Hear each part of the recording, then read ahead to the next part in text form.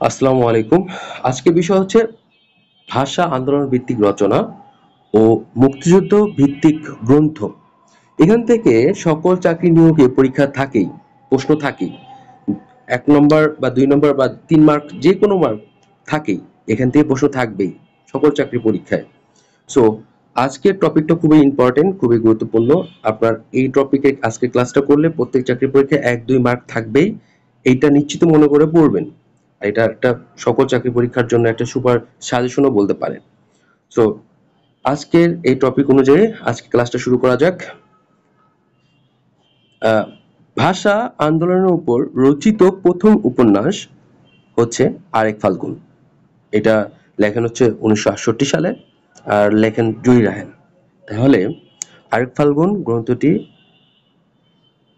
জহির রায়হান লেখেন এবং কার উপরে ভিত্তি করে? ভাষা আন্দোলনের উপরে ভিত্তি করে। এটা হচ্ছে ভাষা আন্দোলনের উপর প্রথম উপন্যাস।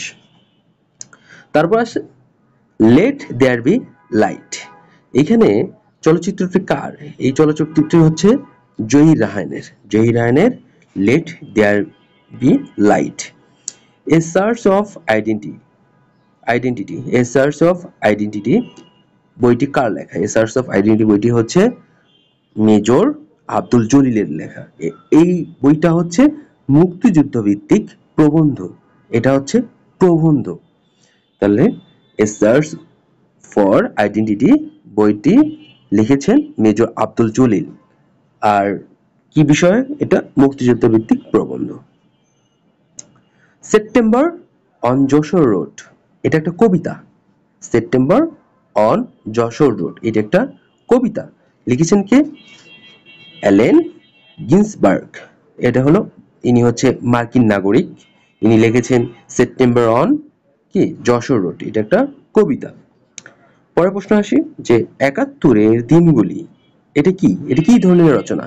এটা হচ্ছে স্মৃতি কথামূলক রচনা। ৭১-এর দিনগুলি এটি হচ্ছে স্মৃতি কথামূলক রচনা। লিখেছেন জাহানারা ইমাম। স্বাধীনতা তুমি, এটা কি? স্বাধীনতা তুমি এটা একটা কবিতা। স্বাধীনতা তুমি এটি একটি কবিতা। লিখেছেন শামসুর রহমান। শামসুর রহমান। ওরা ১১ জন, এই চলচ্চিত্রটি লিখেছেন চাষী নজরুল ইসলাম। দেখবেন যে টিভিতে প্রত্যেক মুক্তিযুদ্ধের সময় চাষী নজরুল ইসলামের একটা চলচ্চিত্র দেখা, সেটা হচ্ছে ওরা ১১ জন। এটা একটা হলো চলচ্চিত্র।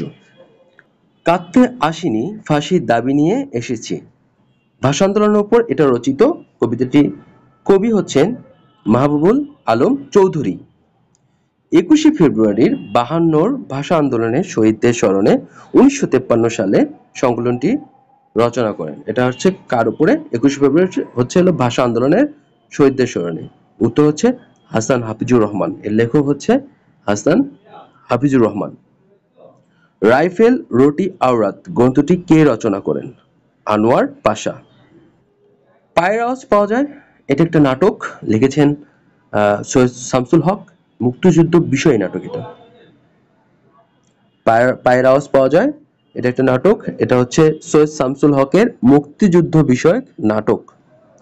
আগুনের পরশমণি, এটা একটা উপন্যাস। এটা হচ্ছে লিখেছেন হুমায়ূন আহমেদ। হাঙ্গর নদী গ্রেট, এটা একটা উপন্যাস। লিখেছেন সেলিনা হোসেন। জীবন আমার বোন, এটা একটা উপন্যাস। লিখেছেন একটি কালো মেয়ের কথা। একটি কালো মেয়ের কথা, এটা একটা উপন্যাস। লিখেছেন তারাশঙ্কর বন্দ্যোপাধ্যায়। ভাষা আন্দোলনের প্রেক্ষাপটে বাংলা একাডেমি প্রতিষ্ঠিত হয় ৩ ডিসেম্বর ১৯৫৫। ভাষা আন্দোলনের পূর্বে বাংলায় যে ভাবাদর্শ ছড়িয়ে দেয় সেটা হচ্ছে জাতীয়তাবাদ, বাঙালি জাতীয়তাবাদ। ভাষা আন্দোলন ভিত্তিক উপন্যাস আরেক ফাল্গুন। ৫২র ভাষা আন্দোলনের শহীদদের স্মরণে ১৯৫৩ সালে সংকলনটি রচিত হয় ২১শে ফেব্রুয়ারি হাসান হাফিজুর রহমানের।